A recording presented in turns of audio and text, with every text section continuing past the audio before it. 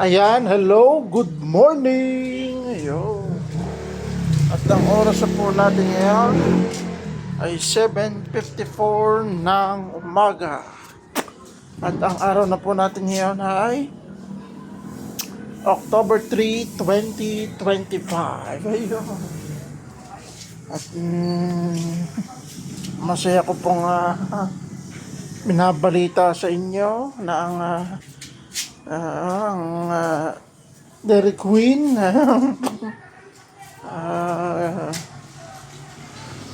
DQ Dairy Queen ay meron na rin po sa Victory Mall. Ayan. Kung gusto nyo kong pasyalan, ayan, arat na. Ayun po ang kanilang bukas ngayong araw na ito. Kaya don't miss that.